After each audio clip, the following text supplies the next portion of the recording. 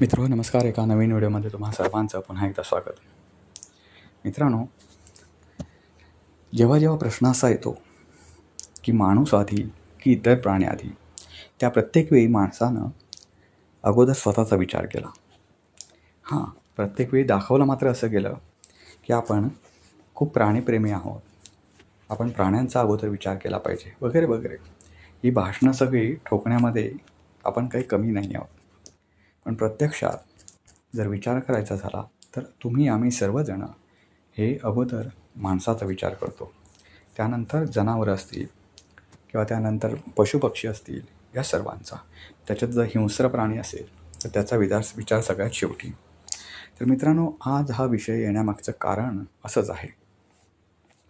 मित्र हो, नाशिक जिल्ह्यामध्ये अशी एक घटना घडली की बिबट्यानं एका छोट्या मुलाला उचलून नेलं आणि ठार मारलं. ती घटना पहिली काय होती ते आपण पाहूया आणि नंतर आपण व्हिडिओच्या विषयाकडे येऊया. बहीण भावांचा रक्षाबंधन हा सण उत्साहात सुरू असताना एक धक्कादायक घटना नाशिक जिल्ह्यातील वडनेर दुमाला या गावात घडली. बिबट्याच्या हल्ल्यात 3 वर्षाचा आयुष भगत या नावाच्या बालकाचा मृत्यू झाला. त्याच्या 9 वर्षाच्या बहिणीने भावाच्या थंड हातावर राखी बांधली आणि आपल्या लाडक्या भावाला, छोट्या भावाला अश्रूंनी निरोप दिला. हे हृदयद्रावक दृश्य पाहून संपूर्ण गाव गहिवरून गेला. शुक्रवारी रात्री आयुष्या घरासमोर खेळत असताना अचानक बिबट्यानं त्याच्यावर झडप घातली आणि त्याला उचलून नेलं. काही वेळातच गावकऱ्यांना त्याचा मृतदेह आढळून आला. रक्षाबंधनाच्या दिवशी त्याच्या बहिणीनं भावाला राखी बांधण्याचं स्वप्न पाहिलं होतं, मात्र नियतीने त्यांना कायमसाठी वेगळं केलं.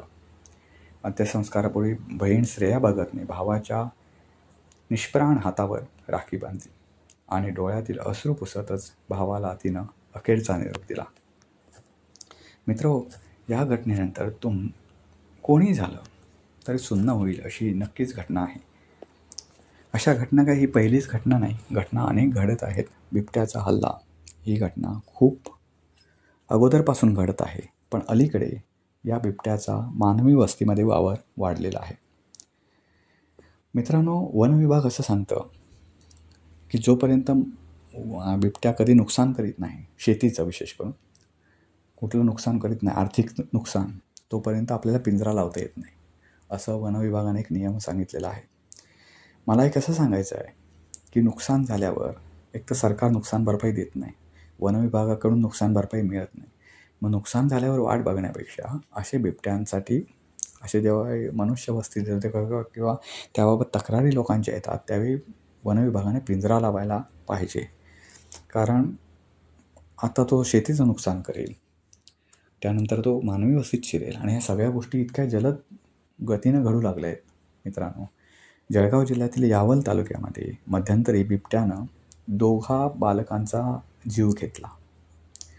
वन विभागानं पकडण्यात त्याला अपयश आलं. शेवटी मग शेतकऱ्याने त्याला हुसकावून लावलं. रोज शेतकरी पहारा द्यायचे स्वतःचा जीव धोक्यात घालून, आणि मग शेवटी तो तिथल्या ग्रामस्थांनी त्याला हुसकावून लावला आणि आता तो दिसेनासा झाला. आता त्या बिबट्याचं काय झालं, पुढे काहीच आलं नाही, मीडियामध्ये सुद्धा आलं नाही किंवा कुठे नाही. पण सांगायची गोष्ट अशी की वन विभाग किती सुस्त आहे आणि त्यांना या गोष्टीची काहीच पडलेली नाही. ते काहीतरी कारण सांगतात, पण प्रत्यक्षात काय नियम आहे आपल्यालाही माहिती नसतं. आपण त्या सखोल एवढा कुठल्या गोष्टीत शिरत नाही, ही पहिली गोष्ट. आणि दुसरी गोष्ट म्हणजे आपण ह्या बाबतीत एवढे अडाणी असल्यामुळे वन विभाग जसं म्हणेल तसं आपण वागतो. मित्रांनो, माणूस आधी की इतर प्राणी आधी असा तर विचार करायचा झाला तर हायकोर्टानं दिलेला निर्णय हा महत्त्वाचा आहे. म्हणजे आता तुम्हाला माहिती असेल की मुंबईमध्ये कबुतराचा प्रश्न खूप मोठा गाजतो आहे. आता मुंबईकरांना कसं झालं आहे, त्यांचे प्रश्न सगळे मिटलेले आहेत, त्यामुळे कबूतर त्यांना आपलीशी वाटायला लागले. आता कबूतर ह्या विषयाकडे येऊया. थोडं विषयांतर होतं आहे, पण तुम्हाला सांगायचं म्हणजे या कबुतराच्या संदर्भात हायकोर्टाने निर्णय असा दिला होता की सर्वात अगोदर माणसानं माणसासारखं वागायला शिकलं पाहिजे, मग इतर प्राण्यांशी. इतर प्राण्यांनी आपला जीव घेतला तर आपण काहीच करायचं नाही असं नाही, असं हायकोर्टानं स्पष्ट केलं आहे. तर महत्त्वाचं म्हणजे आपण प्राणीमित्र व्हावं असं म्हणत नाही. ज्याला बिबट्याची काळजी वाटते, बिबट्याचा आपुलकी वाटते, बिबट्याविषयी, माणसाविषयी वाटत नाही, तर अशा लोकांना माझं सांगणं आहे की तुम्ही बिबट्याविषयी जर काळजी वाटते, तर बिबट्याची जी वसतिस्थानं नष्ट होत आहेत, जी माणसं नष्ट करत आहेत, त्याच्या बाबतीत काहीतरी जनजागृती करा, त्याच्या बाबतीत हात उचला, त्याच्या बाबतीत आंदोलनं करा. ह्या गोष्टी कशा बंद होतील याकडे कटाक्ष पुरवा. आणि मग बिबट्याचा पुळका आहे. बिबट्याला जर वसतिस्थानं त्याची मिळाली, जंगलच्या जंगल जर बिबट्याला मिळाली, तर तो मानवी वस्तीत येईलच कशाला. त्याचं भक्ष्य त्याला मिळालं तर कुठलाहीच प्राणी, म्हणजे बिबट्याचा जसा विषय नाही, कुठल्याही प्राण्याला त्याचं भक्ष्य त्याच्या जागी जर उपलब्ध झालं तर तो काही अशा गोष्टी करणार नाही.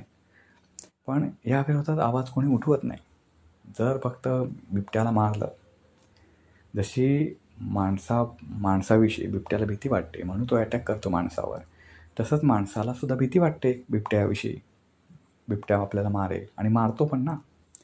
तर अशावेळी त्या बिबट्या आपण एखाद्या प्राण्यांच्यासाठी कायदा करणे पण ठीक आहे, पण तो कायदा असा नको की बाबा माणसंच नष्ट व्हायला लागली, माणसंच मारायला लागली आणि बिबट्या माग तर सुरक्षितपणे माणसावर ताव मारतोय, असंही होता कामा नये. नाही तर परिस्थिती खूप डेंजर होईल मग पुढे. कायद्यानं असेल किंवा वनविभागानं सुद्धा या गोष्टीमध्ये स्वतःला अपडेट केलं पाहिजे की ज्या ठिकाणी कुठलाही प्राणी असेल तर तो खूप त्रास देत असेल आणि त्याच्या वारंवार तक्रारी येत असतील, तर त्याच्या बाबतीत पहिली गोष्ट, तुमचा लोकांवर जर विश्वास नसेल तर वनविभागाने तिथपर्यंत पोहोचलं पाहिजे.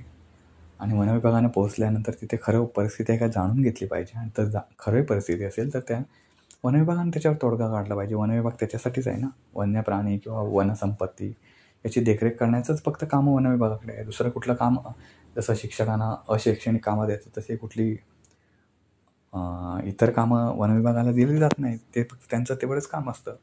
ते काम तर त्यांच्याकडून व्हावं अशी अपेक्षा जर सरकारनं बाळगली किंवा सामान्य लोकांनी बाळगली तर काय चुकीची नव्हे.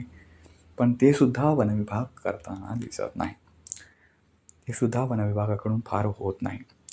तर आपण आता येऊया मूळ मुद्द्याकडे मित्रांनो. हा झाला बिबट्याचा विषय. बऱ्याच ठिकाणी अशा गोष्टी होत आहेत की माकडांचा त्रास आहे, वानरांचा त्रास आहे, काही ठिकाणी हरणांचा त्रास आहे. म्हणजे शेतकऱ्यांना नैसर्गिक संकटांबरोबरच या वन्य प्राण्यांचा सुद्धा त्रास सहन करावा लागतो. आता जंगल तोडतं कोण? तर हे सगळं जंगल तोडणं, जंगलतोड असेल, वृक्षतोड, हे सगळे वनविभागाच्या आशीर्वादानं सुरू असलेल्या गोष्टी आहेत. असं नाही की वनविभागाला या गोष्टी माहिती नाहीत. या गोष्टी नागरिकांना दिसतात तर वनविभागाला का नाही दिसत? वनविभाग थोडीच कुठल्या जंगलामध्ये वसलेला विभाग आहे. तो सुद्धा असाच समाजामध्येच वावरणारे लोक आहेत, तरीसुद्धा त्यांच्याकडून याच्यावर कार्यवाही होत नाही, कारवाईसुद्धा होत नाही आणि कार्यवाहीसुद्धा होत नाही. ही फॅक्ट आहे मित्रांनो. वनविभागाबाबतीत बोलायचं झालं तर वनविभागाची खूप तशी कामं आहेत आणि जंगलच्या जंगल नष्ट होत असताना वनविभाग नेमकं करतं काय, हा सुद्धा एक मोठा विषय आहे. त्यांना वनविभागाने या प्राण्यांसाठी जंगलच्या जंगल उभी करणं, सामाजिक वनीकरणाच्या हातात घालून, असं जर झालं तर हे प्राणी जंगली असोत किंवा वन्य प्राणी असोत किंवा काय असे स्मूथली वागणारे प्राणी असोत माकडासारखे, तर ह्या गोष्टी हे जे आहेत ते मनुष्यवस्तीपर्यंत येणार नाही. बिबट्या एवढा नरभक्षक वानर वगैरे नसले, वानर असेल, माकड असेल, तरीसुद्धा ते नुकसान करण्यामध्ये बिबट्यापेक्षा सुद्धा भारी आहेत. ते शेतकऱ्याचं असं काही नुकसान करतात की कोणी, त्यामुळे शेतकरी शेती करणं सोडून दिले शेतकऱ्यांना. काही ठिकाणी भाजीपाला लावणाऱ्या शेतकऱ्यांचं तर अक्षरशः त्या शेतीमध्ये धुमाकूळ घालतात. हा विषय असा आहे की या विषयावर कुठेतरी सरकारनं तोडगा काढणं गरजेचं आहे. शेवटी माणूस हा पहिला अगोदर आहे. माणसाचं पहिलं हित बघितलं पाहिजे आणि नंतर इतर प्राण्यांचं. मी अगोदरच म्हटलं तुम्हाला की इतर प्राण्यांचं हित बघू नये, इतर प्राण्यांना पिटावून लावावं वगैरे असा कोणीच म्हणत नाही आणि अशा मताचं मी सुद्धा नाही. पण त्यांना त्यांची वसतिस्थानं निर्माण केली पाहिजेत. त्याच्यासाठी सरकारने पावलं उचलली पाहिजेत. वनविभागानं जागृती केली पाहिजे. वनविभागानं त्याच्यामध्ये मनापासून काम केलं पाहिजे, सामाजिक वनीकरणाचा हाताशी धरून. तर या गोष्टी होणारच नाहीत. आणि जेव्हा कधी बिबट्या असेल किंवा कुठला प्राणी जेव्हा मनुष्य वस्तीपर्यंत घुसतो, लोकांना मारायला लागतो, तर तेव्हा त्याला वेळीच आवर घालणं हे वनविभागाचं काम आहे. त्याच्यामध्ये ते केलं पाहिजे. दुसराच एक महत्त्वाचा प्रश्न जसा प्राण्याचा आला तसाच पक्ष्यांचा आता आला. मुंबईमध्ये कबूतरखान्याचा विषय प्रचंड गाजतो आहे. आता या कबूतरमुळे खरोखर आजार होतात का किंवा नाही, हा विषय मी काय त्यातला तज्ज्ञ नाही. पण जर आजार होत असतील तर त्याच्यामध्ये महत्त्वाचं म्हणजे सरकारने त्याच्या बाबतीत काळजी घेतली पाहिजे की त्यातल्या तज्ज्ञ डॉक्टरांना बोलून खरोखर याच्यामुळे आजार होतात का. आणि आजार जर झाले नाही तर कबुतराचा त्रास हा सध्या एक मोठाच विषय आहे. म्हणजे तो मुंबईमध्ये किती होत असेल तुम्ही बघू शकता. मुंबईमध्ये तर कबूतरखाने आहेत. मुंबई सोडा, इतर आपण छोट्या छोट्या शहरांमध्ये येऊ तर छोट्या शहरांमध्ये जेवढ्या इमारती आहेत त्या ठिकाणी कबुतरांचा मोठ्या प्रमाणावर त्रास होतो. बरं, ही कबुतरं कुठेही घाण करतात आणि ती एवढ्या मोठ्या संख्येनं आहेत. आता कावळा हा प्राणी नष्ट होऊ लागला आहे, तर दुसरीकडे कबूतर मात्र एवढ्या प्रचंड मोठ्या संख्येनं वाढत आहे. तर त्याला कुठेतरी आळा घालणं गरजेचं नक्कीच आहे. आता मुंबईतील कबूतरखान्याविषयी जर बोलायचं झालं तर मुंबईची कबूतरखाने हे पूर्वीच्या काळात ते ठीक होते, पण आता त्याच्या अवतीभोवती वस्ती वाढली. त्यामुळे ते आता कबूतरखान्यांना वेगळीकडे जागा देणं, वेगळीकडे हटवणं हे गरजेचं आहे. कुठल्याही प्राण्याचा जीव घेऊन किंवा त्याला उपाशीपोटी मारून ह्या गोष्टी सुटणार नाहीत. मध्ये शिवसेनेच्या मनीषा कायंदे यांनी असा एक विचार केला होता की त्यांना पंख आहे ते उडतील आणि त्यांचं भक्ष्य शोधतील, असं म्हणून चालत नाही. काही प्रमाणात भूतदया करणं ही गोष्ट खरी आहे. आणि कबुतराचा प्रश्न हा खूप घाणेरड्या बाबतीत जर बोलायचं झालं तर कबूतर प्रश्न नक्कीच आहे. खूप घाण करतात कबूतरही, हे खरंच आहे. पण दुसऱ्या बाजूला या लोकांना कबुतराचा विषय दिसतो, पण दुसरीकडे ग्रामीण भागामध्ये बिबट्याचा एवढा मोठा, मगाशी तुम्हाला सांगितलं, बिबट्याचा एवढा मोठा संचार आहे, तो माणसं खायला लागला आहे, तर ती दिसत नाहीत. हाही सुद्धा महत्त्वाचा विषय आहे. कबुतरांमुळे होणारं नुकसान हे नक्कीच, जसं काही लोकांनी असं म्हणणं आहे मुंबईकरांचं की त्याने कबूतरखान्यांना बाहेर जागा द्यावी, मुंबईच्या बाहेर कुठेतरी. हे खरंच आहे, त्यांना मुंबईच्या बाहेर कुठेतरी जागा दिली पाहिजे. शेवटी ह्या भूतलावर असलेला प्रत्येक प्राणी, मग तो हिंस्र असो की चांगला असो, त्या प्रत्येक प्राण्याला जगण्याचा अधिकार आहे. आणि तो जगण्याचा त्याचा अधिकार हिरावून घेण्याचा माणसाला कोणताही अधिकार नाही. त्यांना मिळालं पाहिजे. ज्यांना मिळत नाही त्यांना माणसानं भूतदया म्हणून दाखवली पाहिजे. पण एक सांगतो, या कबूतरला शांतीदूत असं म्हटलं जातं. पण ते शांतीदूत ज्या कबूतरला आपण म्हणतो ते कबूतर हे नव्हे की जे घाण करणारे कबूतर आहे. ती पांढरी कबूतर असतात. बऱ्याच जणांचा गैरसमज असा होता ह्या सगळ्या प्रकरणात मी बघितलं की कबूतर कंटा ही कबुतरांची जात वेगळी आहे, ती अतिशय घाण करते. बरं, त्यांची पिसं एवढी पडलेली असतात, आपल्या घरामध्ये सुद्धा घरापर्यंत पण येतात ती पिसं. एवढी कबूतरं खूप आतपर्यंत गेले, तर त्यांचा कुठेतरी त्रास थांबवणं किंवा तो डायव्हर्ट करणं, ट्रान्सफर करणं दुसरीकडे जिथे मनुष्यवस्ती नाही अशा ठिकाणी, हे खूप गरजेचं आहे. ही काय मुंबईचीच एकट्या समस्या नाही. आणि आता महत्त्वाचा विषय आला की धार्मिक गोष्टी, की आता धार्मिक गोष्टी असतील तर त्या आता माणसाला जगायला हे नाही, तर धर्मांच्या गोष्टी किती आपण आड आणायच्या माणसाच्या हिताच्या, हे प्रत्येकानं ठरवलं पाहिजे. मी मगाशी सुद्धा म्हटलं की कबुतरांना मारणं हा उपायनं कबुतरांना घातलं पाहिजे. ती आपली संस्कृती आहे, ती टिकवली पाहिजे. पण त्याच्यासाठी वेगळं एक कुठेतरी वेगळीकडे जागा ठेवली पाहिजे जी मनुष्यवस्तीत नाही. कारण एखाद्याला उद्या काही लोक असे पाळीव डुकरांना काहीतरी घालतील आणि एखाद्या ठिकाणी ती मनुष्यवस्तीत शिरली, ते पण डुकरही सुद्धा गोष्ट अशी आहे. डुकर हा प्राणीसुद्धा असा आहे की तो काही धर्मांना, म्हणजे मुस्लिम धर्माला प्रिय आहे, पूज्य आहे. मग त्याने जर उद्या असं केलं, ही जी उकरड्यावर फिरणारी जी डुकरं आहेत त्यांना उद्या काहीतरी खाद्य घालायला ठेवलं आणि वस्तीमध्ये त्यांना हे सुरू केलं, वस्तीमध्ये यायला अमुक एका धर्माच्या, तर मग ते म्हटलं तर चालेल का? त्याचा पुळका आला तर? हे सगळ्या गोष्टी आहेत. तर मी अगोदरच म्हटलं अशी माणसानं माणसाचं पहिलं हित बघितलं पाहिजे आणि मग इतर पशुपक्ष्यांचं हित बघितलं पाहिजे.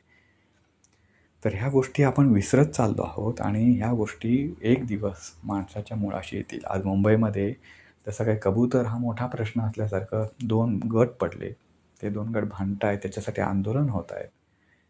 कबूतर वाचवायला पाहिजे. मी मगाशी पण म्हटलं, ते कबूतरखानं वेगळी ट्रान्सफर करायला मुंबई पालिकेचीही काही हरकत नसावी किंवा जे कोणी कबुतरासाठी झटत आहेत, कबुतरासाठी झगडत आहेत, तर त्यांनासुद्धा त्याच्यामध्ये काय इंटरेस्ट असण्याची गरज नाही. अमुक एका ठिकाणीच कबूतरखाना असला पाहिजे हे चुकीचं आहे म्हणणं. कारण त्या ठिकाणी वस्ती वाढते. मुंबईमध्ये पाऊल ठेवायला जिथं जागा नाही तिथे असे कबूतरखाने वगैरे निर्माण केले तर आज ना उद्या त्या गोष्टीवर गंडा तर येईलच.